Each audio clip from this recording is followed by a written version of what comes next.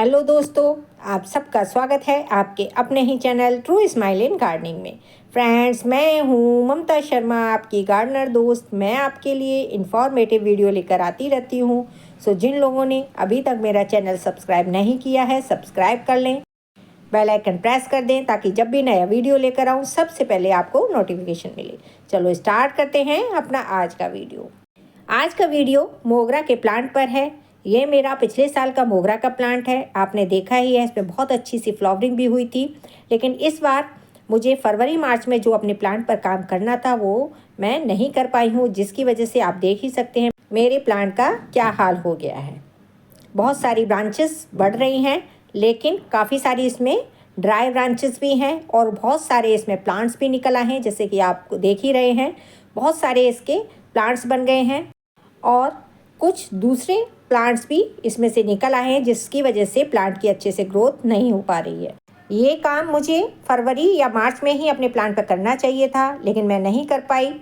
देखिए, इस वक्त मेरे प्लांट पर फ्लावरिंग तो होने लगी है, कुछ बड्स भी आ गई हैं, इसमें से काफ़ी फ्लावर्स भी मैंने लिए हैं। लेकिन अगर मैं इसी हाल में अपने प्लांट्स को छोड़ दूँगी तो यह अच्छे से फ्लावरिंग पूरे सीज़न नहीं कर पाएगा। तो मुझे इस वक्त इन बड्स का, इन फ्लावर्स की कोई मोह नहीं करना है। देखिए, ये भी सारी बड्स बनी हुई हैं और इन सभी बड्स को मुझे रिमूव करना पड़ेगा, तभी मुझे अच्छे से अपने प्लांट पर फ्लावरिंग मिल पाएगी। ये देखिए, बहुत सारे प्लांट्स भी मेरे इस पॉट में निकल आए हैं। अगर मैं इनको ऐसे ही छोड़ दूंगी तो ये मेरा प्लांट ग्रोथ नहीं कर पाएगा, क्योंकि ये प्लांट्स ही अपनी ग्रोथ करते रहेंगे और जिनकी वजह से मोगरा के प्लांट को स्पेस नहीं मिलेगा, ना ही उसको डेवलप करने के लिए स्पेस मिलेगा, तो जिसकी वजह से प्लांट की ग्रोथ रुक जाती है या फिर प्लांट सूखने लगता है।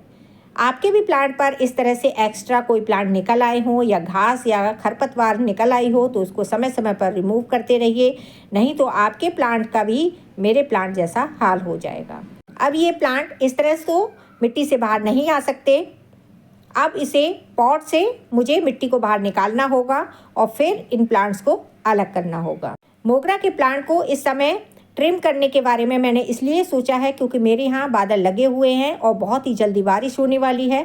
तो मोगरा के प्लांट को अगर रिपोर्ट करना चाहते हैं या फिर उसको लगाना चाहते हैं तो या तो फरवरी मार्च का समय बहुत अच्छा होता है, या फिर जब बारिश का समय हो उस समय पे इसको रिपोर्ट करना चाहिए। बहुत ही जल्दी ये प्लांट ग्रो कर जाता है।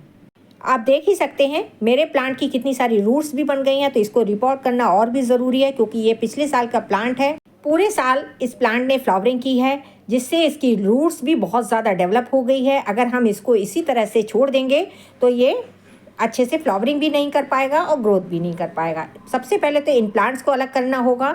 इनकी रूट्स बहुत ज़्यादा हो गई हैं, तो इनको इस तरह से अलग करना होगा। किसी स्क्रू से इनकी रूट्स को ढीला कर लें और तभी इन प्लांट्स को अलग करें, क्योंकि इस तरह से हम अगर प्लांट को अलग करना चाहेंगे तो अच्छे से प्लांट अलग नहीं होगा और हो सकता है रूट्स बहुत ज़्यादा टूट जाए, तो जिससे हमारा प्लांट मर भी सकता है। तो मैं आधे से ज़्यादा रूट्स को इस तरह से कट कर रही हूँ। आप कोई भी ब्लेड या कटर ले सकते हैं, जिसकी सहायता से आप इसकी रूट्स इस तरह से कट कर लीजिए। लेकिन ध्यान रखने वाली बात है कि जो भी आप स्क्रू ले रहे हैं वो सैनिटाइज करके लें, क्योंकि बहुत जल्दी आपके प्लांट में रूट रॉट की दिक्कत हो सकती है, या हो सकता है आपका प्लांट डायबैक का शिकार हो जाए। तो आप जो भी टूल लें वो उसको सैनिटाइज कर लें, उस टूल का इस्तेमाल करें। देखिए, मैंने काफ़ी सारी इसकी रूट्स कट कर दी हैं और जो मेन रूट्स हैं उनको छोड़ दिया है। अब देखिए, इतनी सारी रूट्स इस प्लांट से अलग हुई हैं, जिनको हमने मिट्टी से भी अलग कर लिया है। अब इनको हम पॉट के नीचे डालने का काम करेंगे, जिससे ये पॉट भी भर जाएगा और हमारे प्लांट को भी कोई दिक्कत नहीं होगी। क्योंकि जब हम पॉट में प्लांट लगाते हैं तो उस पॉट को भरने के लिए भी किसी न किसी चीज़ का इस्तेमाल करते हैं, तो सबसे अच्छा है इन रूट्स को भी हम इस्तेमाल कर लें, तो जिससे ये मिट्टी को रोक के रखेंगे और मिट्टी पॉट से बाहर नहीं जाएगी। अब इसके ऊपर हम गमले में मिट्टी भर लेंगे। इसके बाद ये सूखी हुई लीव्स है, इनको भी हम नीचे डाल लेंगे। इस तरह से डालने के बाद हम थोड़ी सी मिट्टी को भी अब पॉट में डाल लेंगे और उसके बाद हम अपने प्लांट को रख कर देखेंगे कितना ठीक है। अगर ठीक आ रहा है तो ठीक है, अगर ज़्यादा नीचा है तो फिर हम थोड़ा मिट्टी से कवर करने के बाद प्लांट को रख कर देखेंगे और फिर उसके बाद हम मिट्टी इसमें भर देंगे। मैं यही पुरानी मिट्टी गमले में भर रही हूँ क्योंकि इस समय बारिश का मौसम है, कोई भी फर्टिलाइज़र ऐड नहीं कर रही हूँ। थोड़ी देर में बारिश होने वाली है, जब मौसम ठीक होगा तो मैं बाद में अपने प्लांट को फर्टिलाइज कर दूँगी। अगर इस समय पे मैं कोई भी फर्टिलाइज़र देती हूँ तो बारिश के साथ सारा फर्टिलाइज़र बहकर बाहर निकल जाएगा, तो मैं इस समय पर कोई भी फर्टिलाइज़र नहीं दे रही हूँ। मैं बाद में अपने प्लांट को फर्टिलाइज़र दे दूँगी।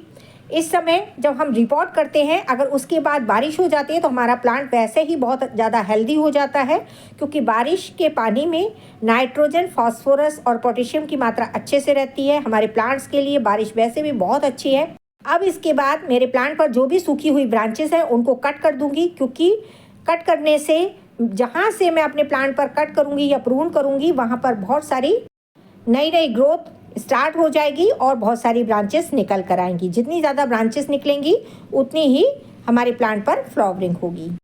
मोगरा हो या रोज़ का प्लांट हो, अपनी न्यू ग्रोथ के साथ ही नई बड्स बनाता है और उसी पर फ्लावरिंग होती है।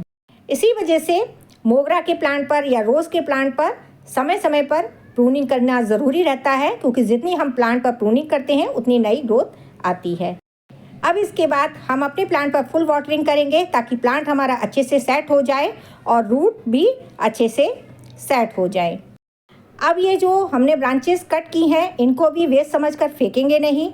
इस तरह से इनकी लीव्स को हटाकर वापस से मिट्टी में लगा देंगे।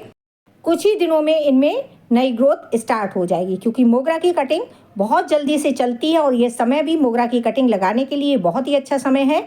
अगर आपके पास भी कोई प्लांट बड़ा हो गया हो तो उसकी इस तरह से कटिंग लेकर आप लगा सकते हैं, बहुत ही जल्दी इसकी कटिंग चलने लगती है।